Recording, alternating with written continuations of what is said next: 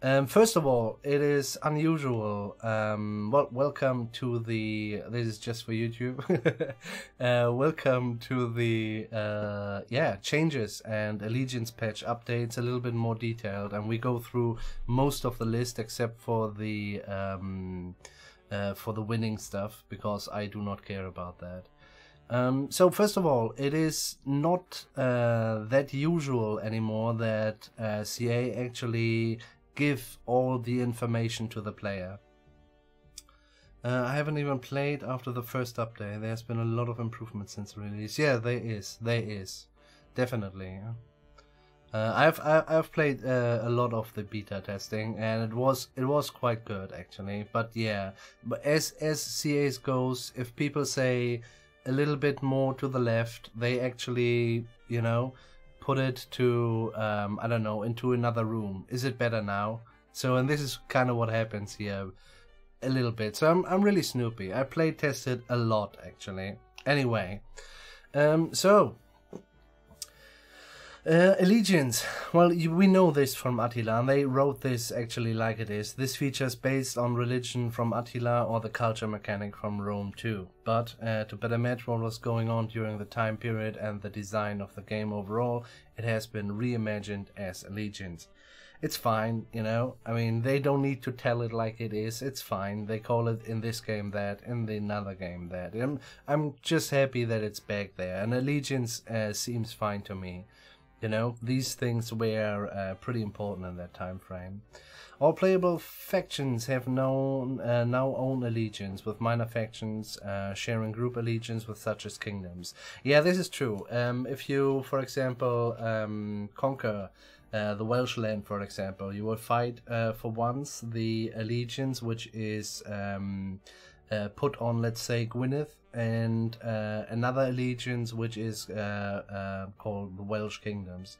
So this is a little double, I guess. Might give some problems to the actual minor faction mods and stuff like that. But yeah, we will see about that. Allegiance is spread by the current level of faction leader influence, as well as certain followers and trait characters can have. Yeah, we will see as well, because the influence is not one by one the allegiance. So basically a certain amount of influence gives a certain number of allegiance, but those numbers are not the same. So I'm kind of snoopy how that looks now. And I feel like it was a little bit low at times, because sometimes due to politics and actions which cost your leader influence, the allegiance influence in the specific provinces were kind of low, and thus the change was quite took quite a while. The presence of other allegiances in your provinces causes a negative public order impact that scales with the size of the other allegiance present. Yeah, usually the at least on Legendary the AI had 11, which was quite a lot actually. But I have to say, and we come later to this, you can get bonuses to your allegiance faction wide, not just the leader influence, but we will come to that later on. The effects from taxes have been changed so that there is a smaller base penalty to public order, but each tax level gives an increased multiplier to the effect of other allegiances in public order. And that's kind of interesting, kind of snoopy how that turns out. The public order impact from occupying settlements has also been removed, so that the main public order impact on taking a settlement is the level on different allegiances present in the province. Take back a settlement you lost a turn before, you will see minimal or no public order problems. Take one deep in foreign territory, and it will take time for the allegiance to shift. It will take time to for the allegiance to shift to your own. Well, that makes sense. Even though, you know, if you have the full province, it goes kind of okay. As soon as you have the full province, there will be no other allegiance influence, except you have maybe usurper allegiance within a general and or a governor who is governing the province. So, and then in that regards, it's kind of fine. It makes actually what it's called, Cornwall, even more predestined to conquer first if you go against the English late. Characters in your factions and certain events can also spread usurper allegiance, which is linked to the Civil War faction for each playable factions. Yeah. So, yeah, basically, if you have, yeah, well, that's basically, it says on its own. So, but nonetheless, yeah, usurper has done a lot of bullshit during my beta testing, and I'm kind of snoopy how they actually do this now. The faction leader can also spread usurper allegiance if the influence get too low. Okay, interesting. This is a weird thing I haven't seen yet. Except for kind of a bug where we adopted a nobleman and we made him king later, and he just had that usurper allegiance, but he had never low influence. So I'm kind of, yeah, is this covering a bug, or is it actually covering, or is it, it's not a bug, it's a feature. Well, we will see. Allegiance display has been added to province panel. Province details panels and a filter added to the strategic map. This is a nice one. This wasn't there before. Added filter on a strategic map, and this is quite important actually. Maybe, yeah, kind of how they do it visually, yeah, it turns out then if it's good or not. But this is just like Attila. Basically, if you look at the religion, it's pretty much the same actually. And it's a good one. You see how much percentages, how much points do, and so on and so on.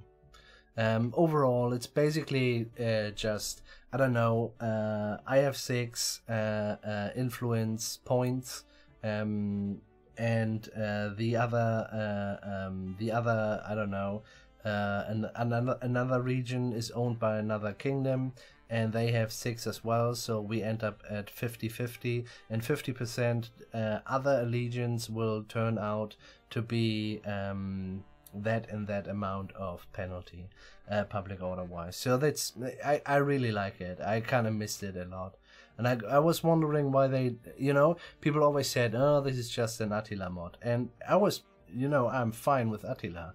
Thus I was yeah, really, yeah, curious why this isn't in the first place. Anyway, it was, I guess, easy to add as well. So decrees, yeah, it's basically a mixture of the rights from the from Warhammer 2, the small one that is, and a little bit like an edict, which we also know province-wise. But yeah, this is always faction-wise, and there are a lot of things to go. In the beta, they cost double, so you weren't really able to even check them out.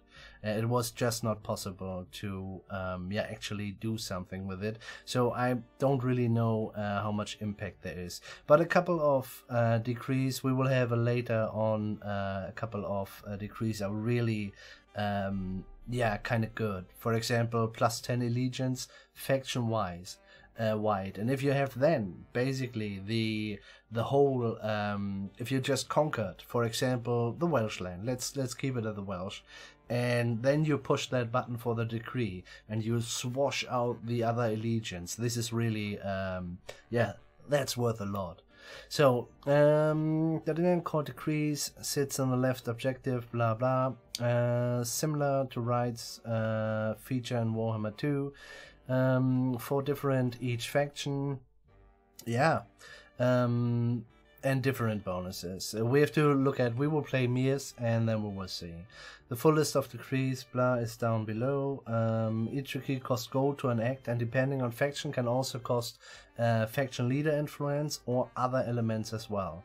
I guess they, yeah, can have unlock requirements such as constructing a certain level of building, winning a number of battles, or researching a technology. Well, we have a cooldown on the degrees. They last for a couple of turns. Yeah, so I'm kind of fine. I'm kind of snoopy. So in the beta they had 5,000 cost a degree, and they halved that now. But Mias had to pay 10,000. So I'm kind of wondering if they put it at 3.5 maybe, but maybe they left it at 5,000. I don't know what's up with Mias. I've played them. I didn't find them particularly yeah, wealthy or anything else. But well, here we go. Expeditions for the Sudreya faction and the Difflin is now incorporated into the degree system. It's kind of interesting. What actually, yeah, I would like to check that. Sadly, we have played these guys quite a lot, and yeah, so we will not touch this. But in the end, this might be a pretty cool idea. So actually you kind of need to go and just, I don't know, plunder the English mainland, for example, and while you conquer, and then with that plunder money you send out your expeditions. And if you actually don't do that, you will not be able to send out the expeditions. This is I feel like this is a quite nice one. Interesting also is have also been reworked so that no longer have negative outcomes, and each direction of travel is associated with certain bonuses. A little bit, yeah. I do think the core is not touched in terms of what you can achieve within the expeditions, but I'm not sure. You know, it was kind of cool. You know, you always stretched further, and sometimes it just didn't work out. This is, yeah, seemingly gone. But yeah, since it's not an automatic that you send the expedition, I kind of feel like it's fine. So certain bonuses from certain directions. Well, here you go. So Pagan Kings. If you are playing as the Pagan King, basically you have a Viking faction, and then you are asked if you want to stay Pagan, convert the king, or make a mass convert. And yeah, so it's a little bit. This will be punished. This will be punished in a noble way. Basically, other nobles will get loyalty less, and mass convert is little penalty. It might be the best for you. So yeah, I don't know for sure. I mean, it kind of turns out I would be interested in a stay pagan run, but I have no clue if this is not maybe the ultimate yeah, challenge on legendary stay pagan. Maybe, I don't know. So yeah, since we're playing Mias, just, you know, if you stay pagan, effect bundle with one that generates lower bonuses and larger penalties. So that is not as good, and all of your guys will get usurper allegiance, all of your nobility, +2 in general. That's just bam. And this is quite hefty actually. So the Convert King is basically replaces the Pagan King's effect bundle with a new one that lasts for a number of turns and generates diplomatic relation bonuses with other factions, improve leadership influence but lowers character loyalty. So yeah, this is your king has another religion, so you're less loyalty. Yeah, so you're less loyal, this is. And mass convert, and I do think this is what most people will do, and I guess if I would be asked, for now I haven't played it yet, but I guess this is what we would do as well. Replaces Pagan King's effect bundle with a new one that lasts for a number of turns, 20 I do think, and generates the reverse of its effect. So penalties to moral and unit replenishment, but a bonus to public order. And the unit replenishment is not gone or something. It's quite moderate. I'm not entirely sure if they have changed it much, but yeah, it's kind of fine actually. And you could just do that and have a public order bonus for quite a long time.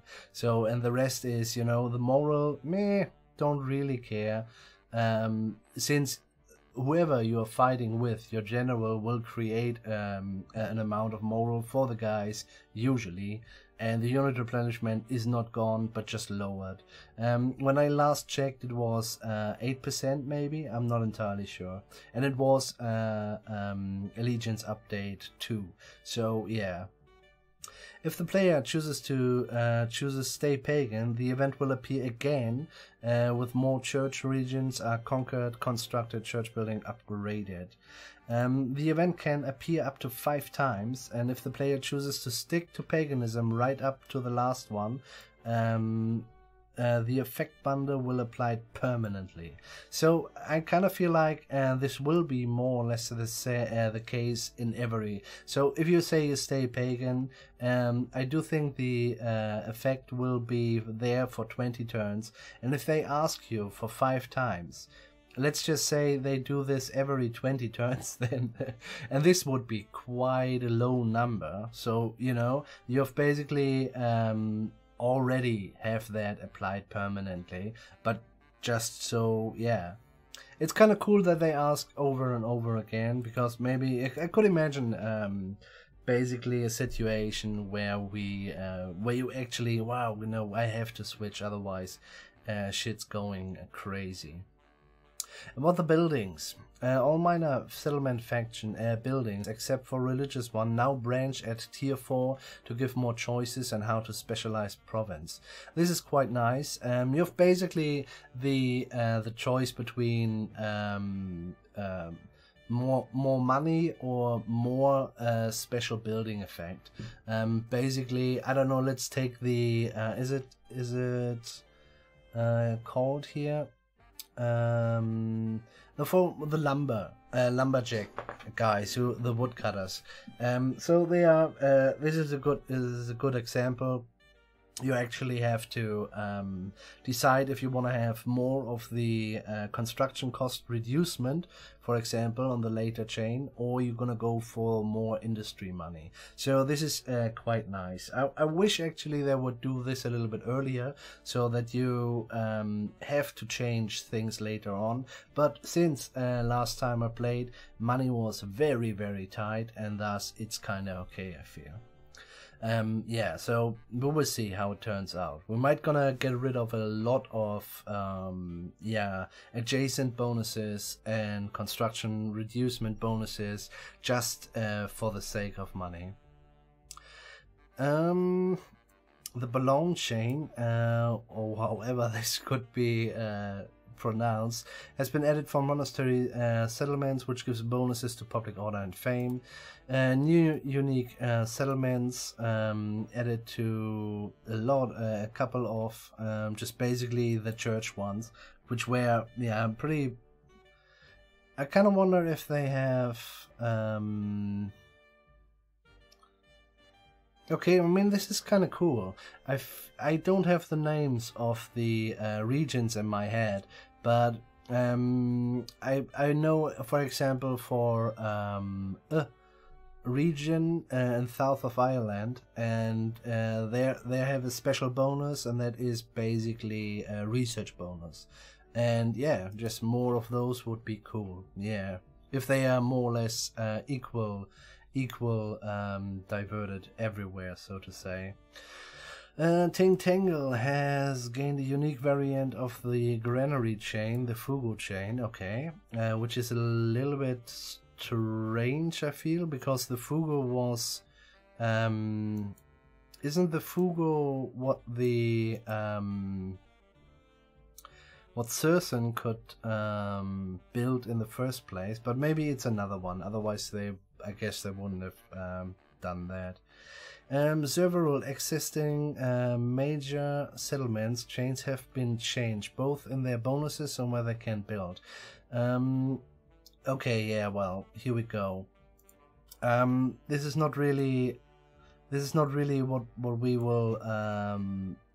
So yeah, what I can so just the AI tend to build a tenor, for example, tended to build a tenor everywhere, just because I guess commerce money or something like that. So, and this seems to be have stopped now. Tools can only be built, and so stuff like that. It's quite nice actually. Tide Hall can only be built, and this is more or less a new one. It was already in the beta, but you know, if you just know the release or first patch version, can only be built in provinces that had either a monastery or an abbey. So this is yeah. And have also, wow, okay, this is quite, I mean, nobody actually built that because the Tithe Hall, yeah, brings public order penalties. So, but if you combine it with a church building, I mean, it's kind of cool. And it gives food production and also bonus to church income. So yeah, maybe they found a way to actually make churches work even in money terms, not just public order ways. Would be nice. Other new chains have also been added to major settlements, which are also dependent on what other buildings exist in the province. And there would be the craftsman chain that can only be built in provinces with cloth, pottery or salt. Okay, and gives bonuses to these chains and industry. Warehouse. At least one of the port building chain, and it improves income through port building chains in a province. Okay, this yeah, with somebody asked this on the forum as well. This is actually all the port buildings, all kind of port buildings. Churchcraft. That at either monastery, main settlement, or at least one abbey chain in the minor settlement. And have at least one copper, iron, wood. Interesting. Okay. The bonus income, those changes will have bonus to church income in the province. Okay. Artisans can only build in provinces with gold, lead, silver, or tin. Bonuses to those change and commerce. Okay, interesting. Not industry. This is a change. Yeah, definitely.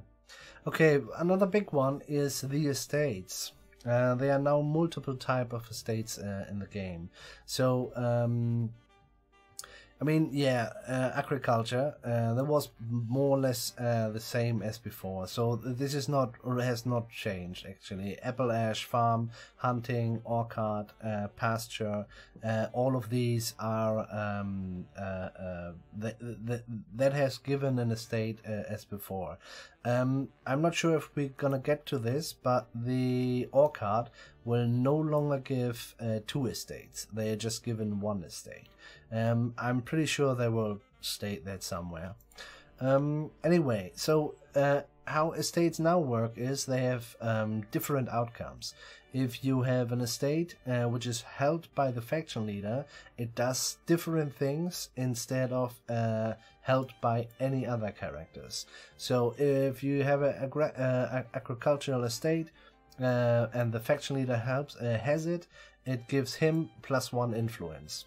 So if you give it to another noble, he will gain +1 influence, +1 loyalty, and the king will lose, or you in that place will lose 100 gold. Okay, estates. This is such a stupid name. So yeah, held by the faction leader, +2 influence. Held by other, other is 1 influence, 2 loyalty, -50 gold. So you kind of want to build them, but it's really a late game tool, which I actually haven't been able to produce because of the lack of money, but we will see. So new thing is religious estates. Actually, we knew that for example in the beta,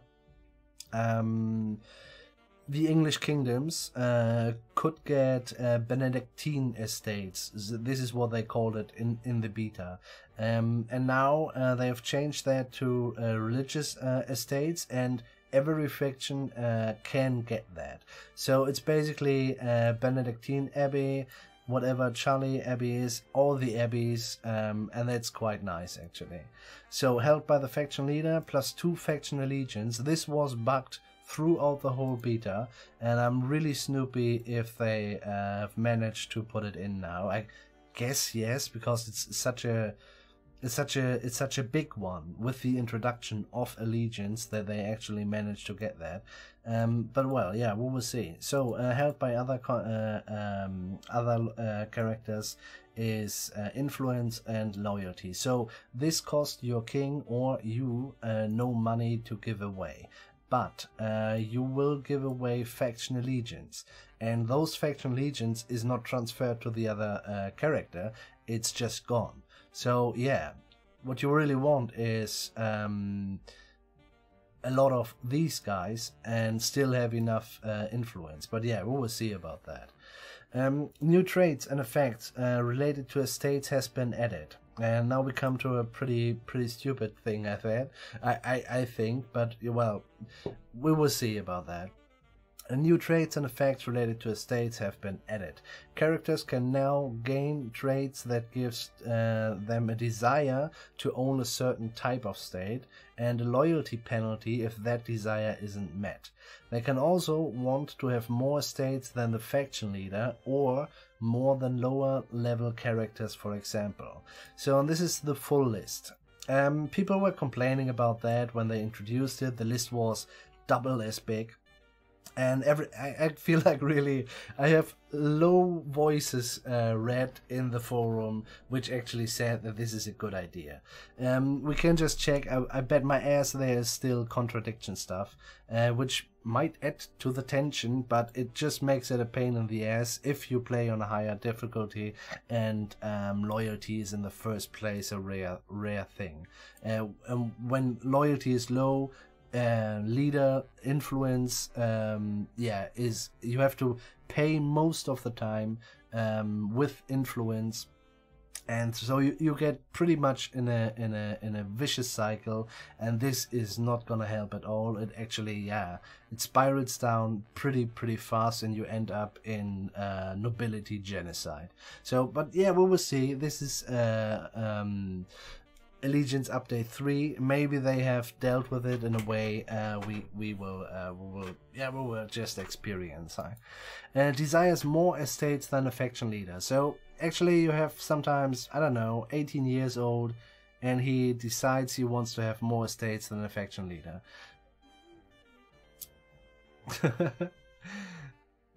And so desires more estates than generals and governors. So you know, this is, wow, okay, you have to check quite a lot here.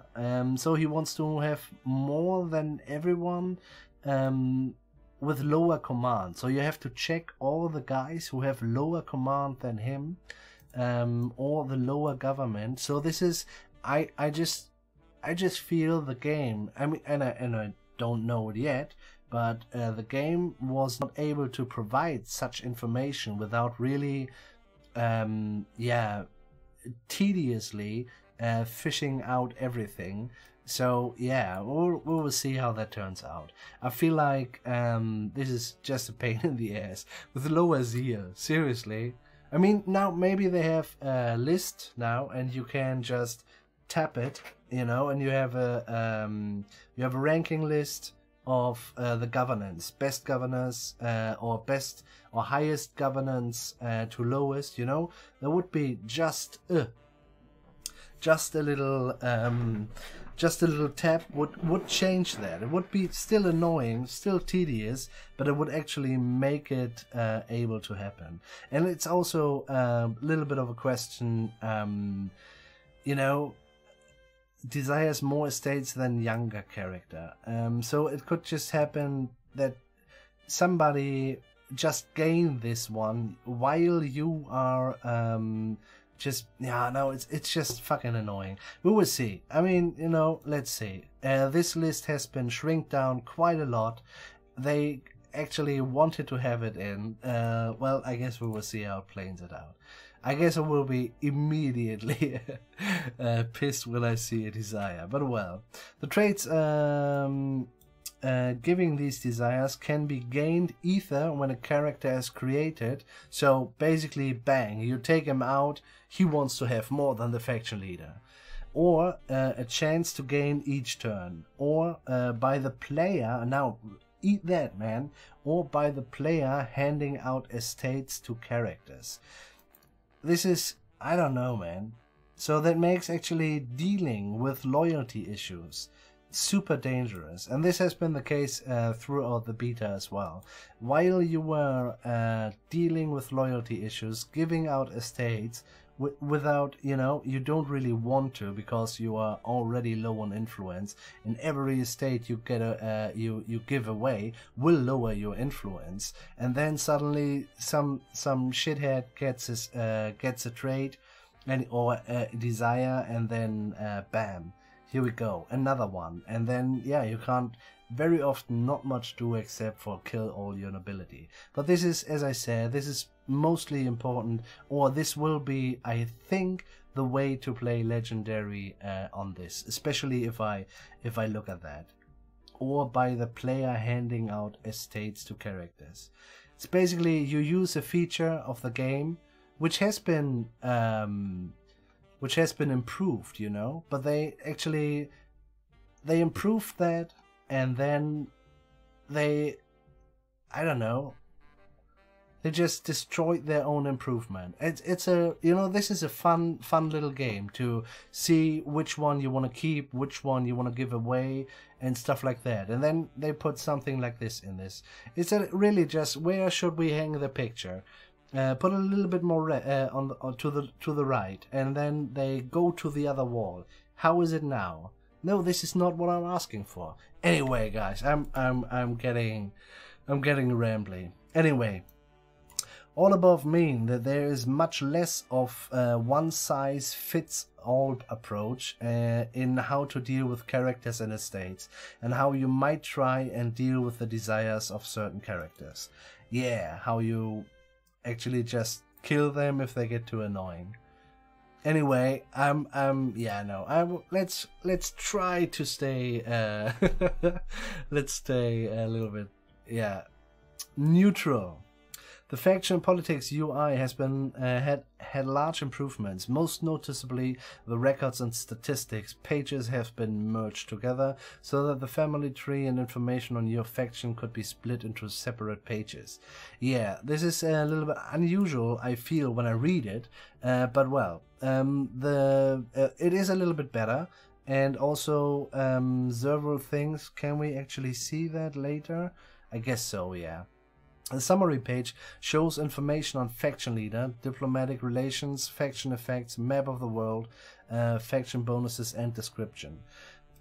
This is more or less new, and I'm very snoopy how that looks. The family tree has now has more space to show the family tree. What? The family tree page has now more space to show the family tree.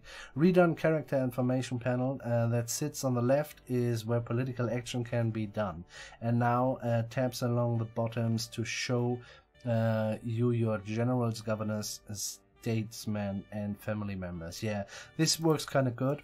This has been done in the beta as well, and it's better than before, definitely. There's a little bit more information just in the picture, so you actually can see if somebody is a governor or not, and this is quite important.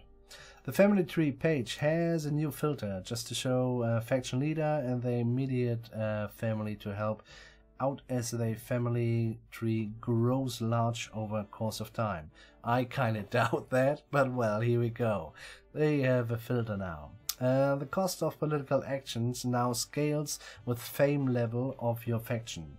This means they are cheaper in early game to try and prevent situations that can spiral out of control.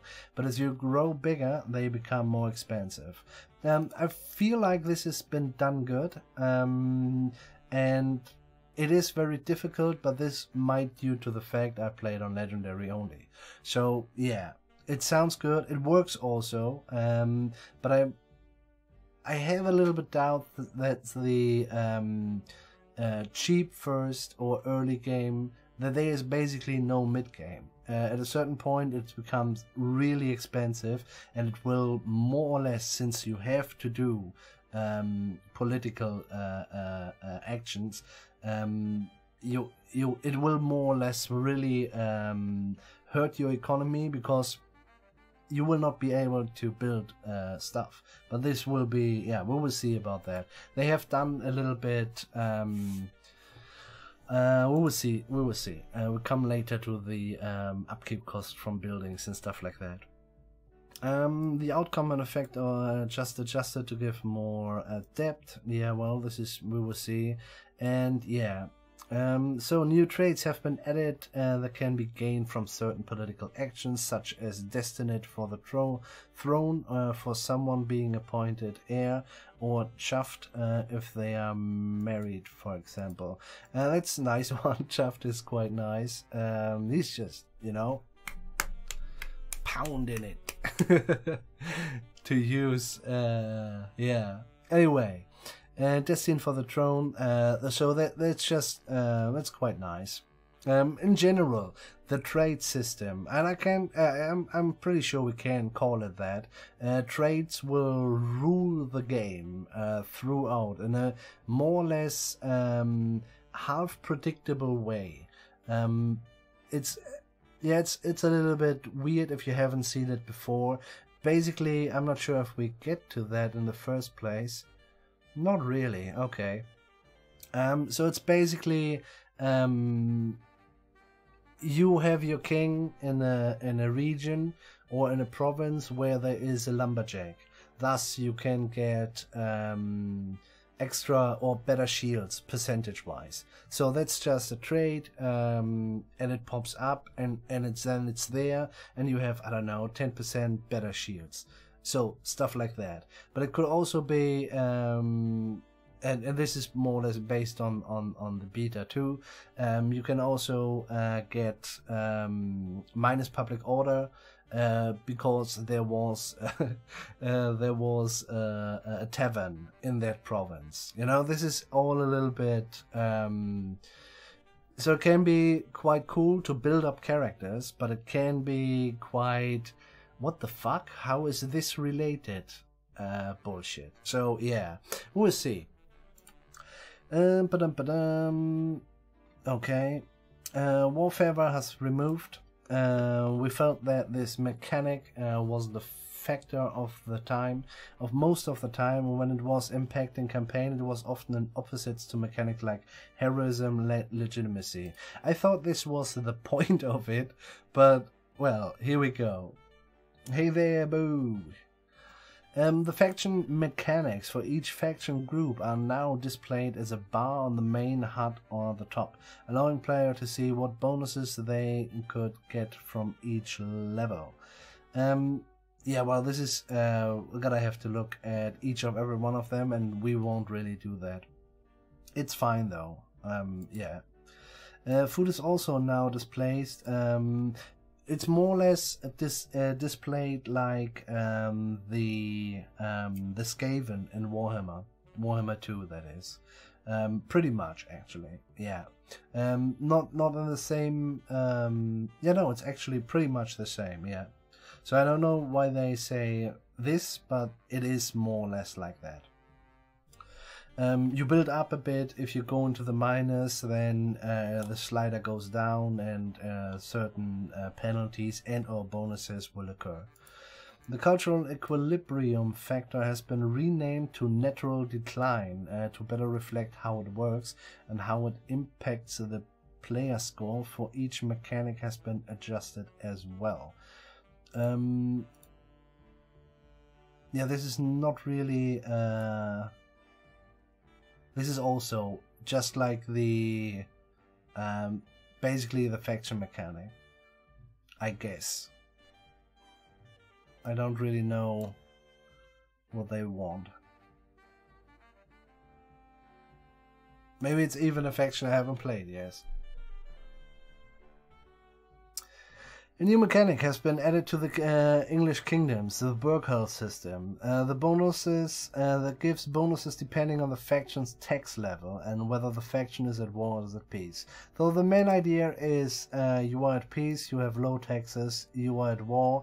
People expect low taxes. You are at war, people expect high taxes. And if you have, and this is a little bit where I don't really get it, because if you have low taxes during war, you get a penalty. That makes no fucking sense in my book. And a little bit misleading as well is they are building up, you know, they are saying this and that is the bonus and or the Mali if you have this and this and that. And then, yeah, it gives you plus and minus in the public order in general. So it's yeah, it's a little bit, it's weird, to be honest. You know, I was first when I read it first today, I was thinking they put out the public order penalties as well, but they didn't do that. This is a little bit bullshit, I feel, because yeah, if you are in a situation where you actually cannot go to normal taxes, for example, and you are at peace, you'll get punished for that extra. And if you have war and you have low taxes, you get punished for it as well. So it doesn't really, I don't know. I mean, in the theory, it seems logical, but in practice, it is not really. It doesn't really make much sense. Faction traits. There have been many changes to faction traits to reflect their new decrease mechanic, and also with the aim to make them more distinct. The faction trait changes are listed in the balance changes section due to the number of changes made. Supplies. Foreign soil penalty removed. Instead, each stance now has a supply cost, and certain situations like besieging also cost more supplies. And it's not bad, it kind of works. So at a certain point, you have to take care that you actually just rest a bit to get a couple of supplies in your own land, which will, and it's of course then, once it is depleted, it is highly beneficial if there is a food supply in the first place. Bonuses from positive faction food. Oh, here we go. Bonuses from positive faction food applied to armies in own or allied territory, and the values of these bonuses have been adjusted to factor in the new way supplies work. This means that supplies will no longer go down an allied or vassal territory if your faction has positive food, and that faction food level plays a big part on how quickly armies will build up supplies in your own territory. Yeah, here we go, this is what I meant. And it works kind of good. You cannot just willy-nilly run around anymore and yeah, go ahead and just run for forever, basically.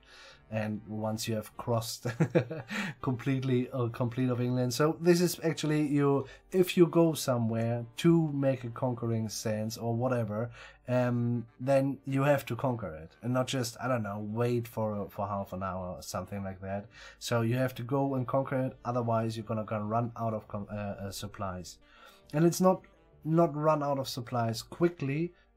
It's just you will run out of supplies. I feel like if they have left it like it was, not really made any major changes since Allegiance Update 2, it will be fine. It was an improvement. You have to take care of it if you run around a certain amount in foreign land. Battle AI. I'm kind of snoopy how this will turns out.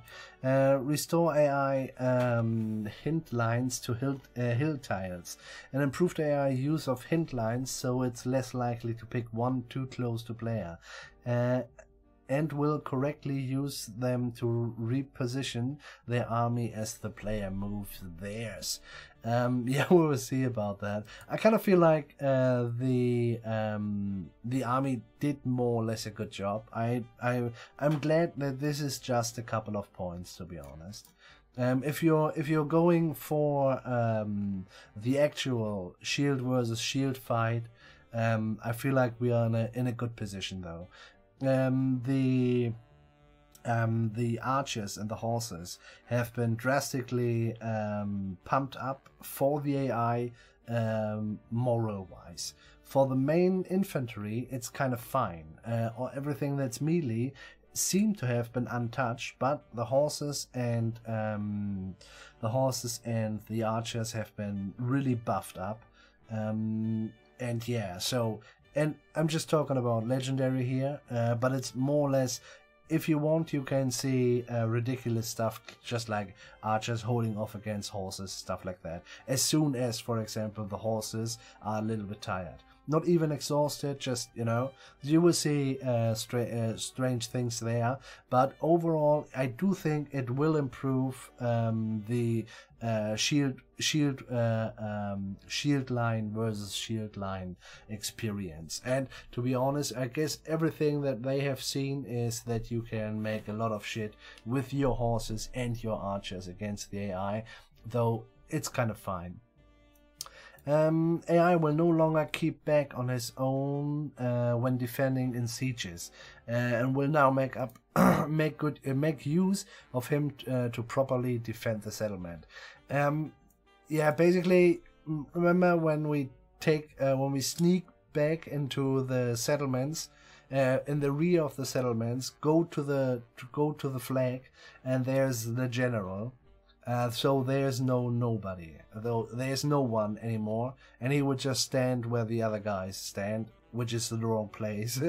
And yeah, so this has been changed. It will be, the thing is, and this is important, to properly defend the settlement. This means, on the other hand, that he will be in a better spot on the open battlefield. So this will actually be a good thing for the open field battles, and it makes just the stealing settlements a little bit faster. This is what it is. Improved AI behavior when disembarking troops in coastal port assaults battles, so makes use of more drop-off points. Yeah, that's quite nice actually. Earlier you could just, yeah. Well, earlier it was a question of space, actually. Yeah. So this is fine. I mean, Rome 2 could cut a slice out of that, to be honest. Anyway, AI will hold back its outflanking groups more to better arrive at the same time as the main force. I feel like they did that already quite okay. If they do it now better, who knows? It's one of those things where I think, did we really needed to tinker with? But well, seemingly we did. AI use of cavalry and timing of cavalry movements improved. Yeah, so it's basically cavalry are pretty tanky now, and you better bring your spear when you fight them. AI missile units will now better prioritize targets and will target the player's own missile units a lot more. So yeah, this is quite hefty. Basically, since we have the so in terms of cavalry and archers, in the kind of want to say it again, in the Allegiance update beta 2, it was basically just like in Attila. Your archers will not stand a chance against the AI archers. We're talking legendary here, guys. So this is one thing. And now the missile units from the AI, as they say, will target your archers. So this is really they will just get killed. You know, they will just get fucking killed. There's nothing you can do about it, except for you take less archers and keep them more precious, so that you can use them later. So because the AI tends now, if you pull back your archers, it could be that their archers actually run into your shield wall, which is on its own a little bit stupid. It happens, it doesn't happen all the time. Sometimes they just stand there like before, and you can and if they can't reach any archers, they will shoot into your shield wall. Anyway, I kind of feel like it's good because it forces the player to do less archer and less horses overall. I think that is a good one. Change group formations the AI uses to better tie into how it behaves, as well to improve how it deals with flanking forces when being attacked. Yeah, well, I'm here as well. I don't think there was much to discuss. It kind of worked quite good. Sometimes a little bit asymmetrical, but yeah, it was good. Let's hope they don't fuck it up. I guess, well, who knows. Bug fixes, battle. Soldiers disembarking where shift, given an order, withdrawal resulting in the main road, jumping into the sea and dying. Yeah, well, we don't need to talk about bug fixes, do we? No, I feel like no. Important one is here, AI will only recruit armies with a minimum number of 3 units, preventing only single unit AI armies. So we've seen this a lot. You are basically scraping all your food together, have a couple of armies running around, and then so you have to leave open flanks, and just a single fucker runs in, best with a horse or something, or a general on a horse, take one undefended settlement, which is, yeah, well, they don't have garrison, you like it or not, but, well, they don't have garrison. They take the city with no fight, and then they start to recruit shit tons. At this point, they have kind of changed this in this one fucker will actually get 2 other units, it seems. Yeah, so it's fine. It's an attempt to save it, and I guess I would. Nah, I will not shut my mouth. But well, the thing is, so this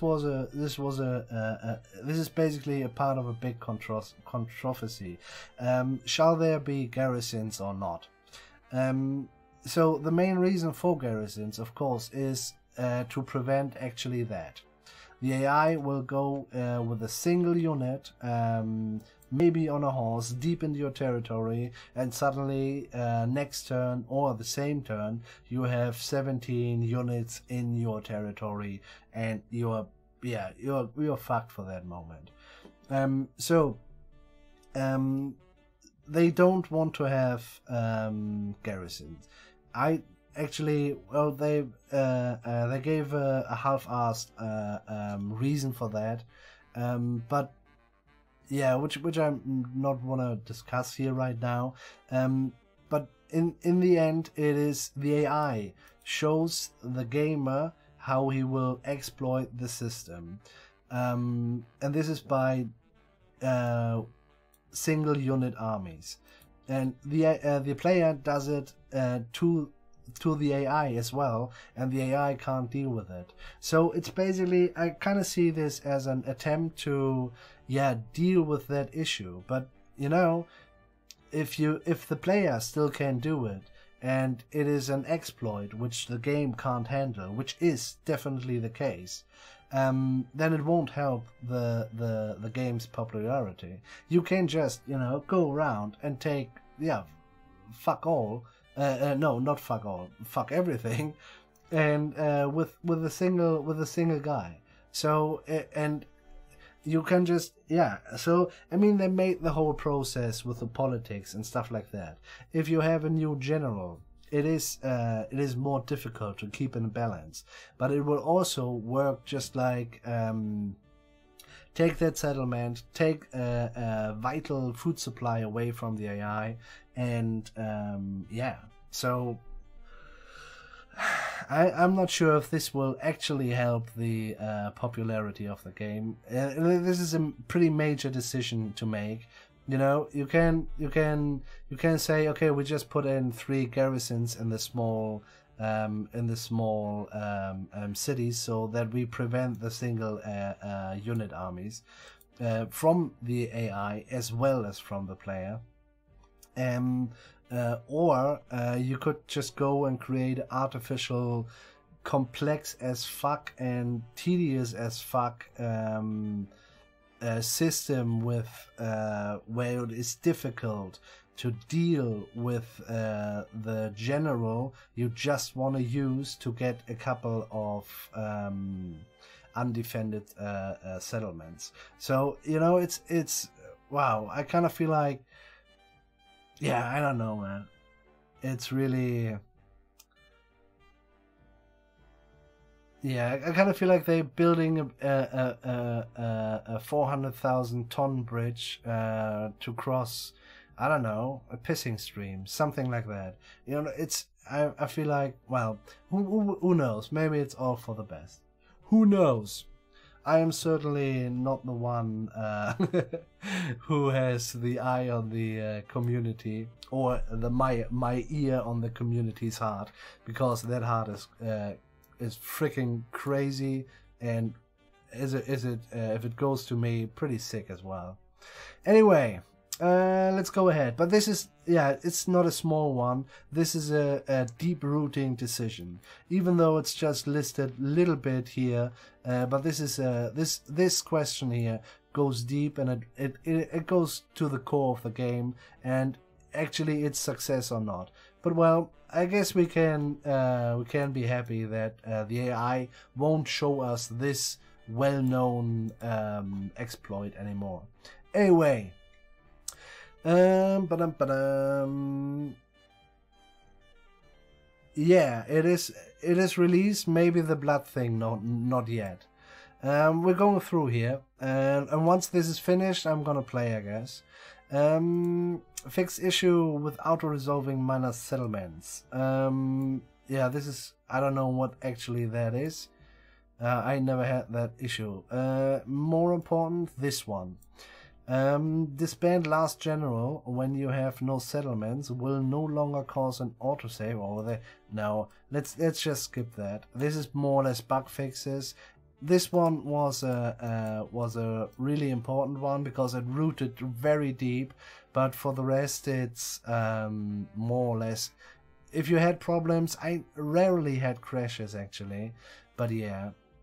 So, and this is a big thumbs up here, just for the couple of guys who have seen the crazy shit we have seen with the Eastern Mailed X-Men in the multiplayer battle, where a guy came in, had 3 horses, an elite general, and 16 Eastman Mailed X-Men, because they ridiculously costed 500. These guys cost now 700, which is fine in my book. So just want to point that out. There's a lot to look at, but yeah, I kind of feel like it might be for the better. Usually it's an upkeep cost improvement, and it's now we can actually just hope that they but this is old. Basically, this is already beta stuff. Campaign decrease. Well, I guess we will not have a big look here, but so since we are gonna play Mias, a generous donation requires highest level of Church of Benedictine Abbey, chain to unlock. Cost 5,000. Wow, they did it really. It's double the money from everybody. 5,000, 5,000, 5,000. Yeah, they actually did that. Holy shit. I do not know why that is. Everybody else is 2,500.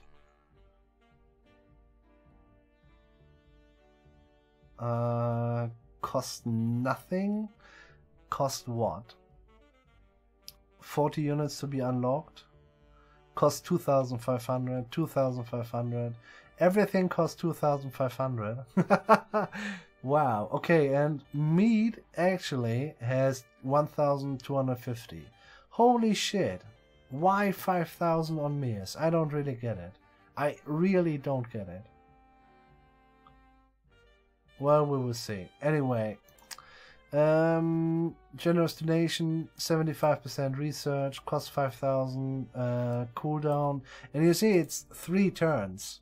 3 turns, basically, for a little bit of construction time, research up for 3 turns, and then you pay 5k. Why the hell would I ever do that? Well, this requires 40 units. In my last Mias campaign, we had 13 provinces, and we were not able to field actually 40 units. Just saying. And we were not able to surely save up 5,000 gold. But this is maybe just legendary ranting. So I just want to point that out as well. So this would be actually what I would actually would pay money for. Those two actually. Our future secured. +2 loyalty for all characters for 5 turns. XP, don't care really. But the +2 loyalty could save at a certain point, and you have the money, could save the day. +10 faction allegiance. It's just super nice for 5 turns. This is everybody's darling, I guess. I mean, 5k is still, I don't know why they do it, especially if they give meat 1,500 to pay, 1,500 to 250. That makes no sense. I don't get it. But I don't have to. That's the good thing. Anyway, this would be worth it. Imagine you've just conquered a big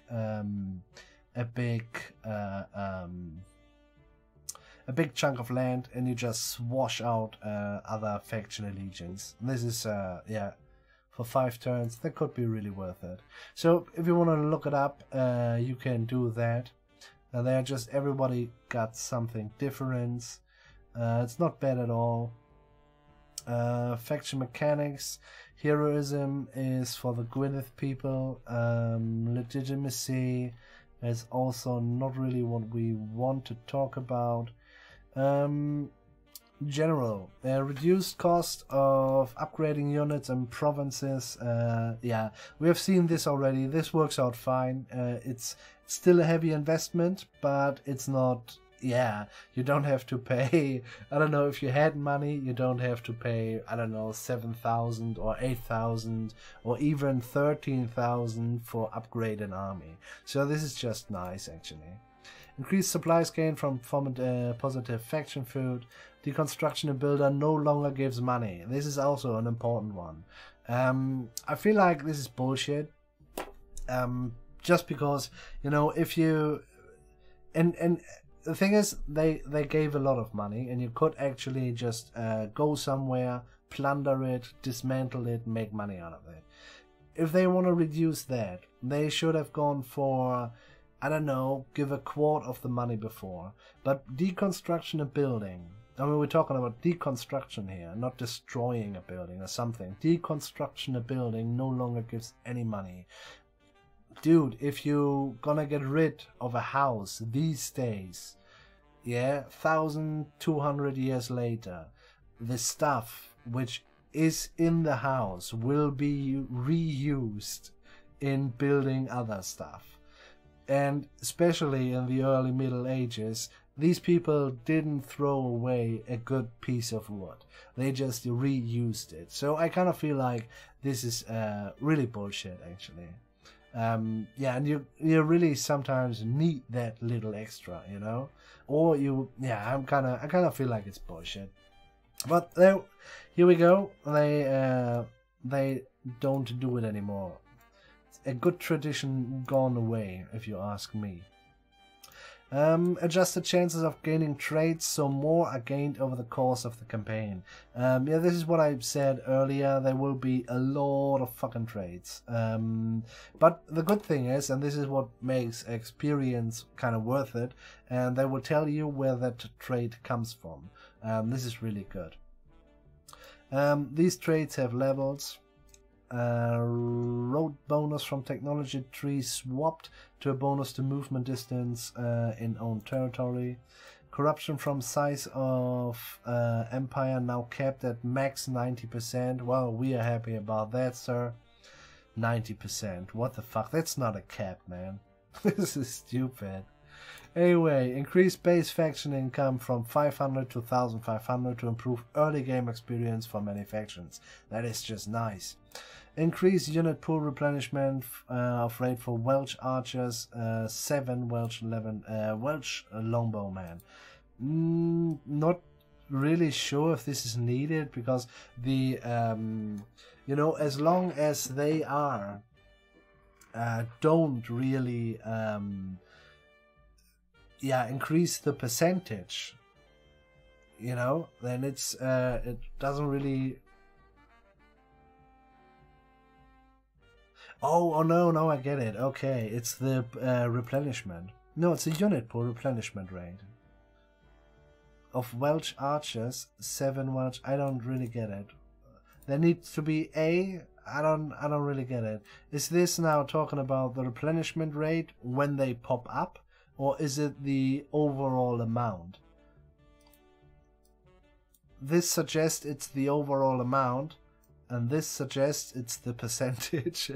So, but I guess since they go for 7 Welsh Longbowmen, I guess they're talking about the overall amount. I don't really get it. But I am not a native speaker. If there is a global faction food shortage, there will no longer be additional negative effect bundles on provinces with negative food. Only the faction level negative food effects will apply. So that's basically what I said with the imagine Skaven, basically. Yeah, let's imagine the Skaven. Remove public order bonus from faction leader influence, which is just a pity. New effect bundles. Because they have increased the public order penalty from high taxes as well. If you play a faction with have, for example, the English Kingdom, with have Burkhal, so it's, I'm not sure if this is very well thought through, but well, I guess their main focus was more or less on the West Saxons in the first place. Anyway, new effect bundles added to West Saxon and East Anglia at the start of the campaign, which gives a diplomatic bonus to each other to reflect the recent treaty they have signed. West Saxon's missions to conquer East Anglia will also not trigger until these effect bundles expires 10 turns. This also prevents the two factions from declaring war at each other's. I do think we read something else to this as well. Effect from taxes has been changed in the following ways. Public order penalties from high and very high taxes increased, Food bonuses on high and very high reduced. It's kind of, the thing is, if you want to make the jump to a real army, you kind of need to have high taxes. And thus, it's really, it's still enough to get the army going, but you actually cripple yourself in a big way. And point in case, this together is, it's really harsh, man. It's really fucking harsh. This is my, this is legendary whining, but nonetheless, this is, we will see how that turns out with the increased faction income from 500 to 1,500. But, well, the food is more or less fine. You get your guys together, but together with the public honor penalties, it's really just, it's a lot of gambling if there's a rebellion or not. Together with the allegiance, we will see how that turns out. Guthrum's background has changed. Guthrum's starting influence has increased. Starts as a vassal. Made adjustment to the starting situation to have less starting loyalty issues for various factions at the beginning of a campaign on easy or normal. Oh wow. That means they didn't touch it for very hard or legendary. Wow. Okay, yeah, well, then it's pretty much clear. The way to play legendary is that you kill your nobility every now and then. Which is a shame, actually. It's a shame, really. West Saxon starting, you know, it's a little bit, everybody has complained about that. Will they change it only on easy or normal? What the fuck, man? Seriously, what the fuck? Oh well. West Saxon starting vessel personalities all set to defensive. Yeah, it was a good idea. Somebody on the forum said it, and it's not bad actually. But I'm not entirely sure. You know, they were complaints about West Saxons always doing the big thing, and this is due to their active vessels. Now they set those vessels to defensive, but truth is, West Saxon doesn't do always good. Sometimes they do good, sometimes they don't. If they don't, they will still annex Mirs at a certain point, and thus it's pretty much for the cat to do that, because they're still doing pretty good. I mean, the point is that these guys are set to defense, thus they will not conquer somewhere else. Maybe we will see. Diplomatic penalty from great power has been increased. This is yeah, well, it's just fucking stupid. This is a little bit, oh my god, this is a little bit great power penalty. It's been really the scourge of the last Total War games, isn't it? Now, seriously, it fucking is. And you know, and it's you have so much things where you think, oh well, that's a good ad, you know, that is a really, really good ad. Oh, sir. With the oh my god, we have this one, and you think, oh, this is a really good ad. You know, why don't we get this one? What the fuck? Nobody wants that. They have I don't know, deal a little bit with the faction, with the taxes, little less food, more penalty for the higher taxes. That is fine. No, we're gonna put something else in which fucks around with that as well, you know, and they always go a step too far, you know, and make another step. I feel like the people ask, make another step, and they run 20 meters. And then, what the fuck? Yeah, well, that's just me, maybe. And this is going to be a big rant, but anyway, I mean, yeah. No, let's go ahead, actually. Ba-dum.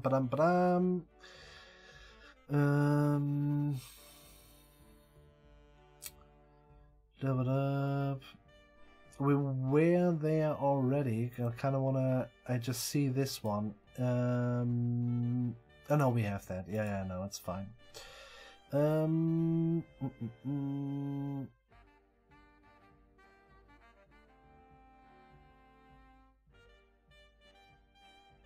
kind of lost a little bit. Removal leader influence, goth room situations, easy or normal, yes. Diplomatic power, yeah. AI budgeting, now more biased towards military budget. Yeah, I mean, holy shit. It is also, we're going towards Attila quite a lot.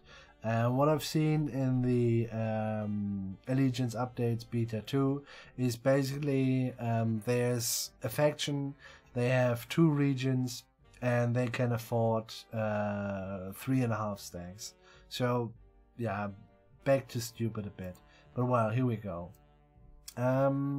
Removed loyalty gain from winning civil war battles, as it was too easy to stack up large loyalty bonus from this. I don't know where they got this from, to be honest. I have actually no fucking idea. I mean, if you have a civil war, this is already fucking shit. And the remaining guys who actually choose to stay with you, why shouldn't they gain loyalty? I don't... Well, and it's not that they lowered the amount. Nope, they removed it. I don't understand that. Anyway. Now possible to lose certain politics-related traits. This is nice. Maybe it's nice. Legendary traits had their trigger points reduced to be more in line with other traits. That's fine. So, but I don't know. Just Sudreya. They have quite a lot of legendary traits which can be triggered if you do successful expeditions, for example. So we had in our Difflin campaign and in our Sudreya campaign quite ridiculous little traits and trinkets. Added a chance for neighboring AI faction to declare war on the player based on a number of factors. We will see how that turns out, actually. I do hope it's within the war favor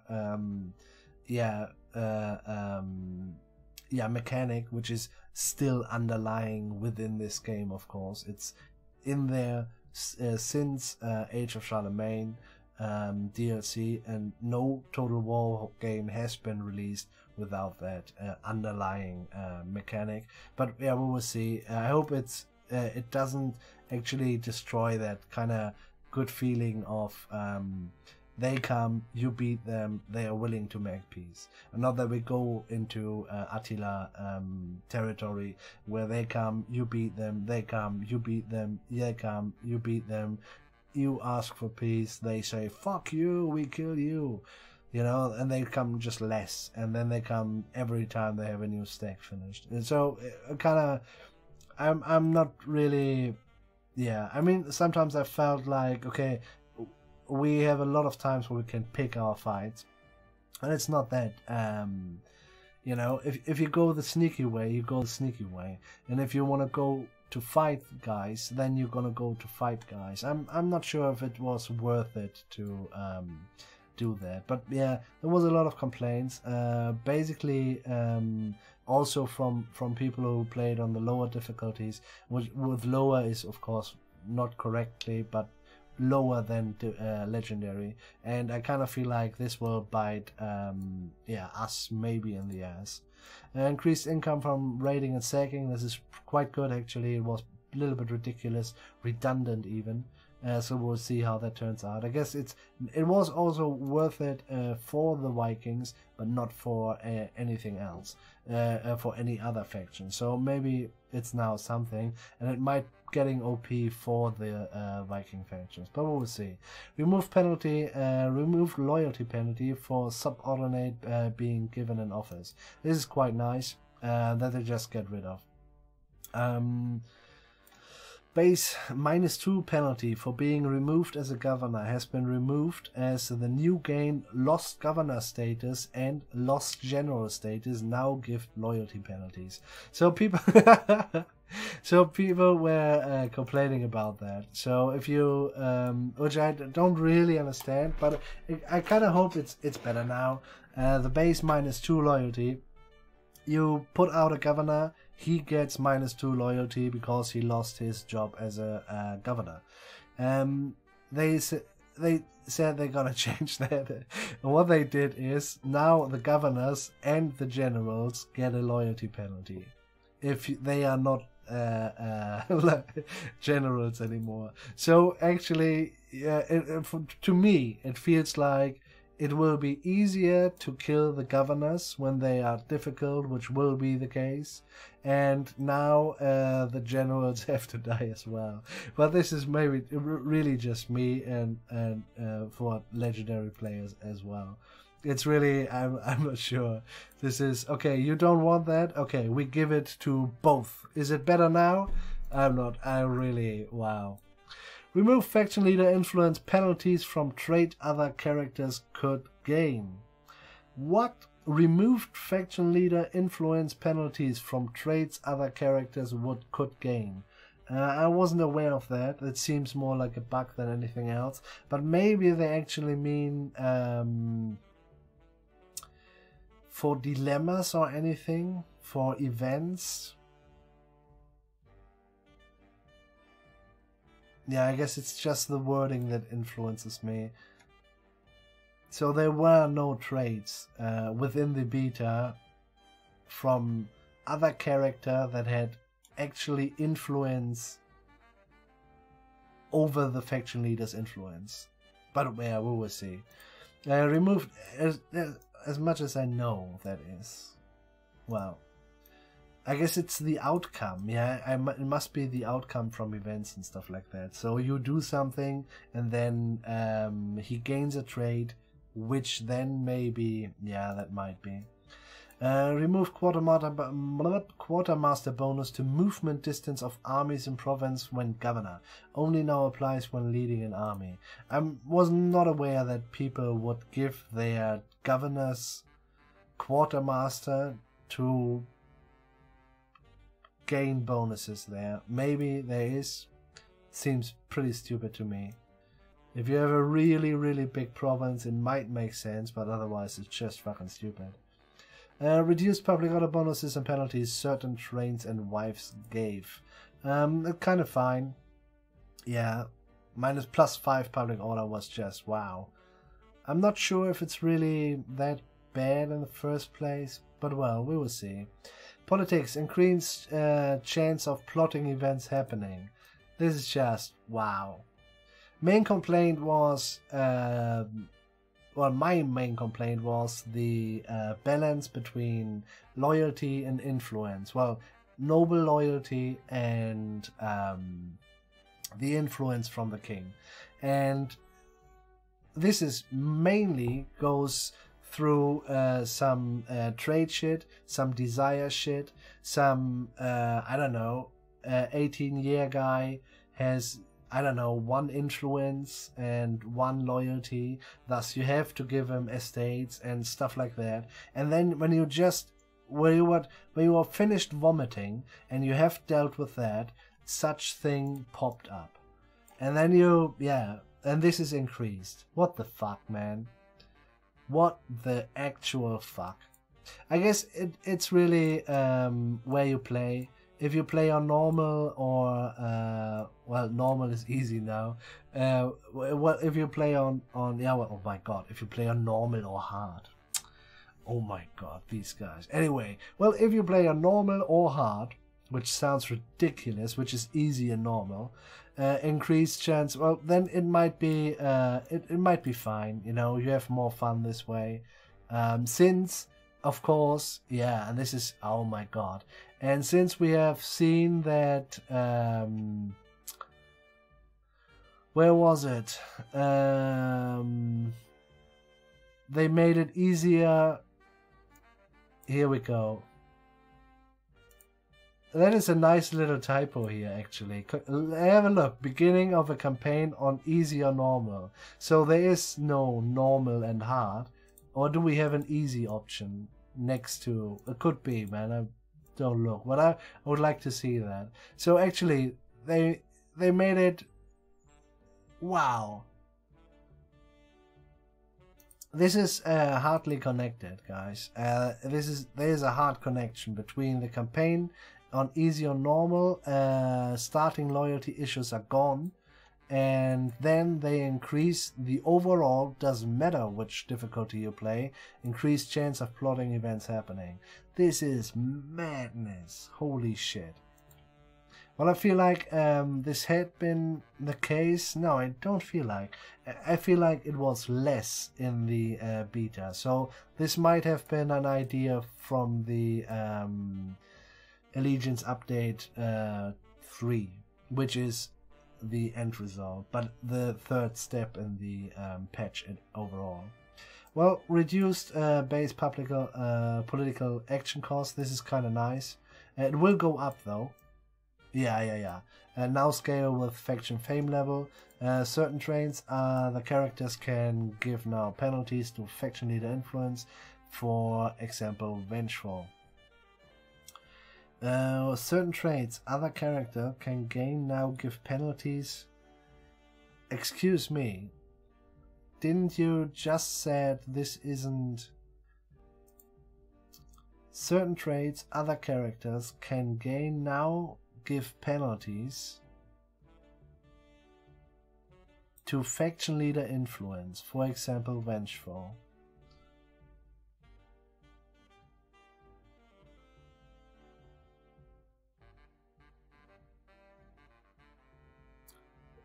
A little bit up below, they said exactly leader influence won't be... They said it actually the other way around. This is... I'm not sure if I should search it now.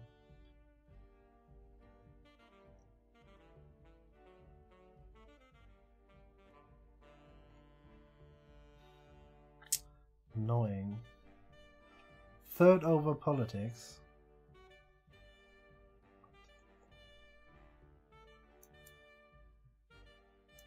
Oh, 3rd over. Remove faction leader influence penalties from traits of other... Yeah! Holy shit, Boo, you're good, man. But yeah. This makes no sense, sir.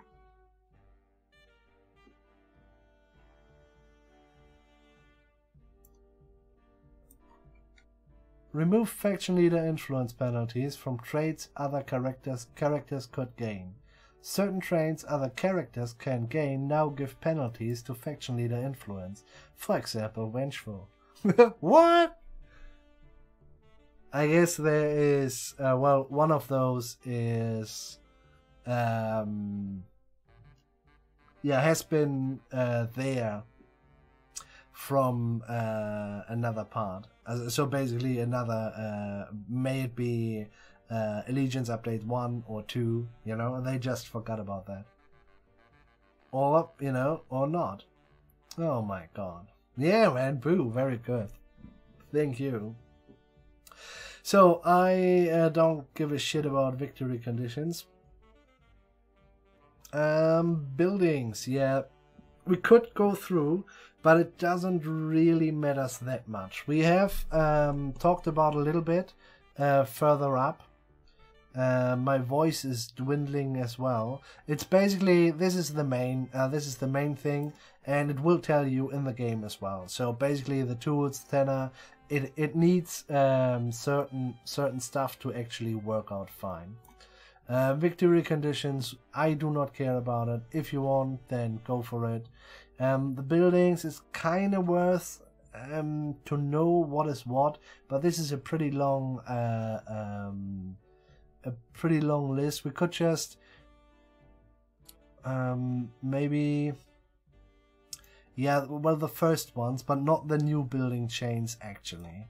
Adjusted garrisons given by higher tier garrison chain levels to make sure they are always an improvement. Enemy movement distance reducing value now scales with garrison chain level as well. Okay, wait, chain levels make sure they're always an improvement.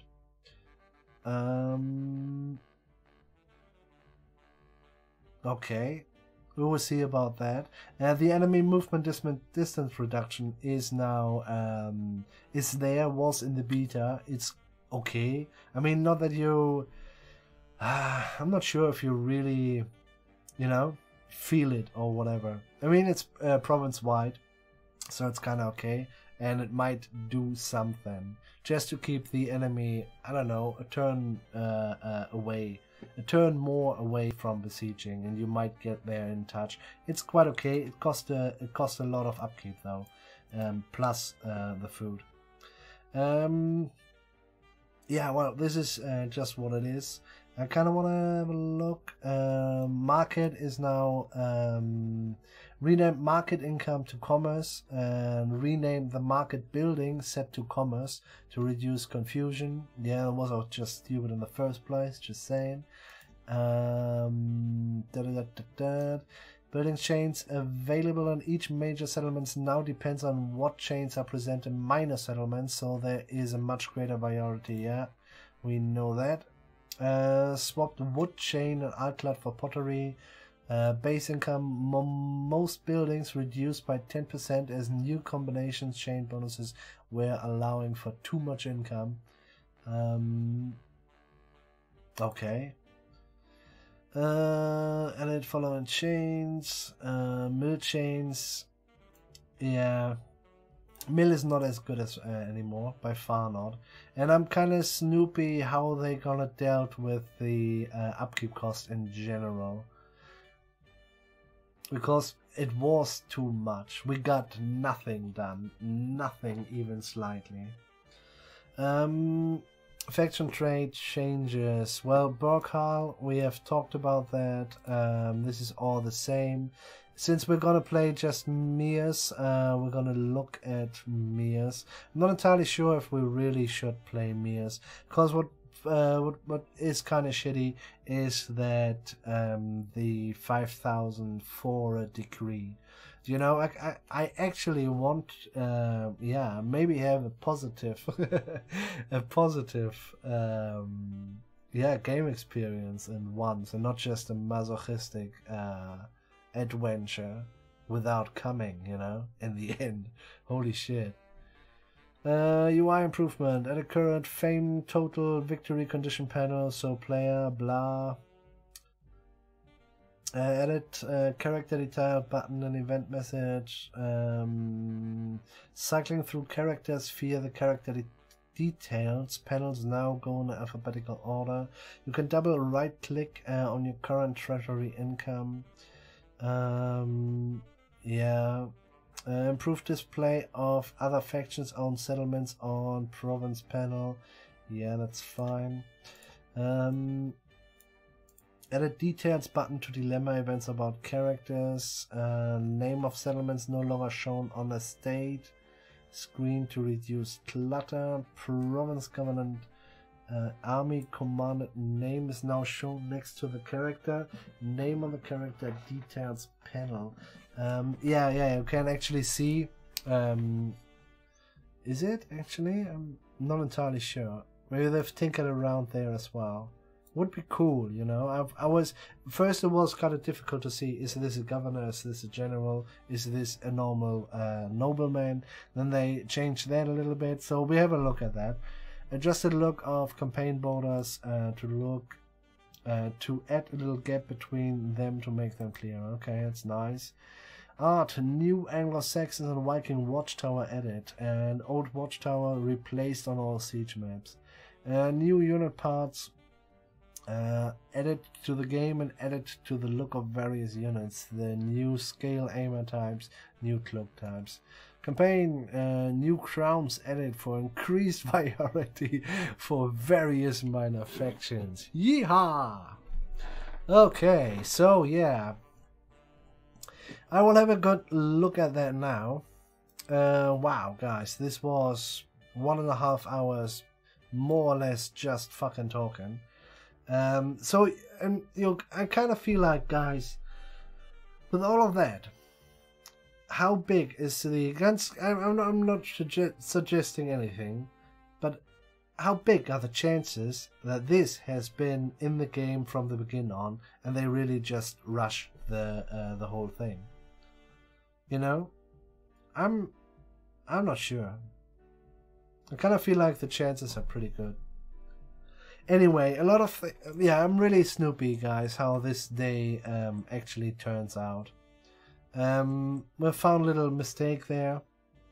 101%, yeah. It's just, you know, it's just a lot. It's just a fucking lot. Yeah, guys, so I will have dinner, and then I'm coming back, and then we're gonna play. And I will put this on YouTube, and then we'll link it for everyone who comes in and asks, what's the changes? And then I show them a 1.5 hour video that they are free to look at, which they won't do, but well. Anyway, this was a lot of talk. Holy shit. I didn't realize that it was really 1.5 hour. But yeah, this is a fucking wall of text. Pretty much enjoyed it. A lot of things I can pat on my shoulder. I won't say what my idea was, but it has been taken over. I've never received a single answer on the forum, but yeah, it's kind of nice. It's quite kind of nice to know that you are actually heard, even though they will ignore you. You know. Well, my name is Turamba, this is what they do. And this is fine, but you know, it's quite nice to know that I've been at least read, and my input was not for nothing. Big parts for nothing, I gotta say. But yeah, overall, I guess we can clearly say this is the game has been optimized, yes, made more complex, and in the higher difficulty levels, it has been made tedious and pretty much fucked up.